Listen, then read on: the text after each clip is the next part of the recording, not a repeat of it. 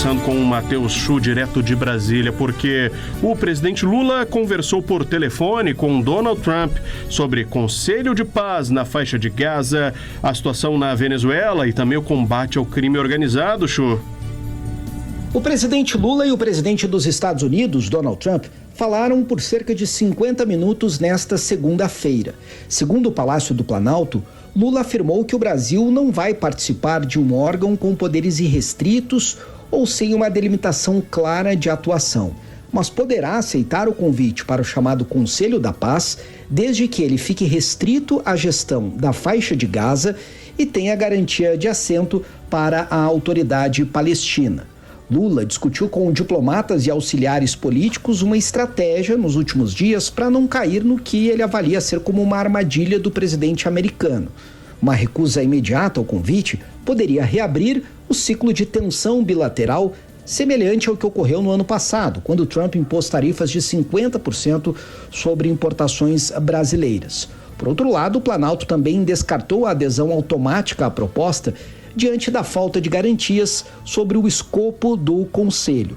Lula manteve a cautela, no entanto, porque não quer romper relações ou piorar a relação diplomática com os Estados Unidos. Em nota oficial, o governo brasileiro informou, sem detalhes, que Lula defendeu também, mais uma vez, a reforma no Conselho de Segurança da ONU, a Organização das Nações Unidas. É uma pauta que Lula já tem levantado há bastante tempo. Hoje são 5 os membros permanentes do Conselho da ONU, com poder de veto: Estados Unidos, China, Rússia, Reino Unido e França. E Lula defende a inclusão de países emergentes. Em outra sinalização de alinhamento, o presidente brasileiro retomou uma proposta apresentada já à Casa Branca para ampliar a cooperação bilateral no combate ao crime organizado. O comunicado do governo brasileiro diz ainda que os presidentes trataram da questão da Venezuela. Lula ressaltou a importância de preservar a paz e a estabilidade da região.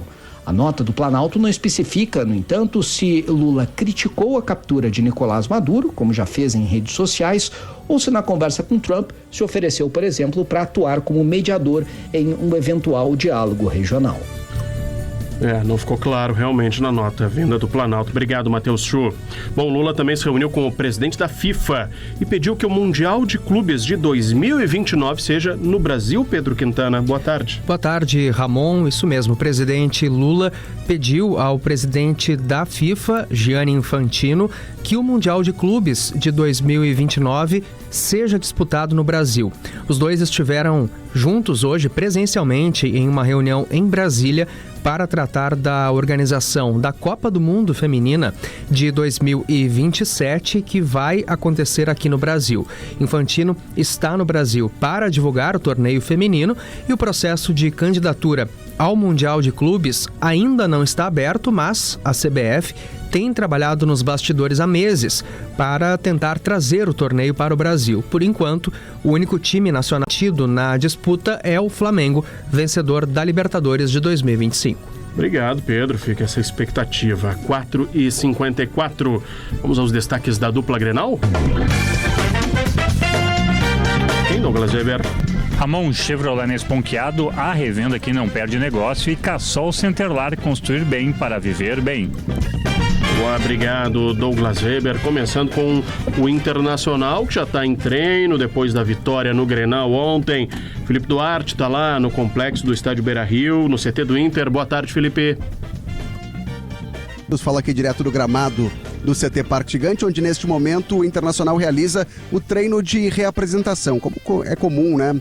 Depois de partidas oficiais, os jogadores, aqueles que foram titulares, permanecem na academia, fazem um trabalho regenerativo e, por enquanto, aqui no campo, apenas treino para aqueles que iniciaram no banco de reservas. Mas alguns deles podem ser utilizados já na quarta-feira. O Inter volta a campo para a estreia do Campeonato Brasileiro, 19 horas, recebe o Atlético Paranaense no estádio Beira-Rio. Portanto, não é confirmado que o técnico Paulo Pesolano possa repetir a mesma escalação que venceu o Clássico Grenal. E aí também não é por falta de sua vontade, mas também por um cuidado com a questão física. Afinal de contas, a escalação foi repetida já da vitória sobre o Inter de Santa Maria pro Grenal, e aí seria mais um jogo em uma semana, né? 3 jogos em pouco mais de uma semana. Portanto, nesse momento, treino de reapresentação, aqueles jogadores mais desgastados podem ficar de fora. O treino que vai definir a escalação, de fato, ocorre amanhã, e aí com portões fechados aqui aqui no CT Parque Gigante. Enquanto isso, a diretoria segue trabalhando em busca de reforços, principalmente a contratação de um novo centroavante para ser uma peça de reposição a Borré,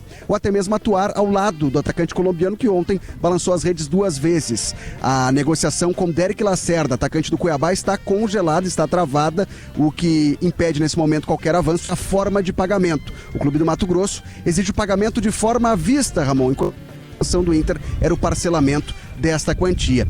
E outro jogador que pode deixar o Beira-Rio em breve é o goleiro Ivan, que perdeu espaço na hierarquia dos goleiros. Hoje Rocher é o titular, Antony o reserva imediato. Ivan está negociando sua saída para o Remo, mas enquanto não há a concretização dessa transferência, Ivan está aqui no CT Parque Gigante treinando neste momento. Por aqui, Ramon. Muito calor aí, Felipe? Demais. No sol tá quente, né? Acho que dá pra perceber pra quem tá acompanhando na live. Não tem uma nuvem no céu, Ramon. Tá bonito, mas tá quente também. E chegou a travar o equipamento do Felipe Duarte. Obrigado, Felipe. Solidariedade. Procure uma sombra aí. Abraço. Felipe Duarte volta daqui a pouquinho em Hoje nos Esportes. Do lado do Grêmio, Simon Bianchini está aqui trazendo as informações depois da derrota no Grenal. Simon, boa tarde. Tudo bem, Ramon? Boa tarde. Uma derrota que causa um certo impacto neste começo de temporada e também da era Luiz Castro. Consegui alguns bastidores do vestiário do Grêmio, tanto ontem à noite no Beira-Rio, como também hoje pela manhã no CT Luiz Carvalho. Os próprios jogadores fizeram algumas cobranças em relação ao posicionamento, à recomposição tática. Houve um novo pedido de blindagem pelo Luiz Castro em relação ao vestiário, já que mudaram alguns procedimentos. Poucas pessoas têm acesso a este recinto tão importante. Alguns funcionários não podem entrar e até mesmo o vazamento de algumas informações. O Luiz Castro voltou a pedir maior cuidado em relação a isso. E entre os jogadores, a ideia é o revide.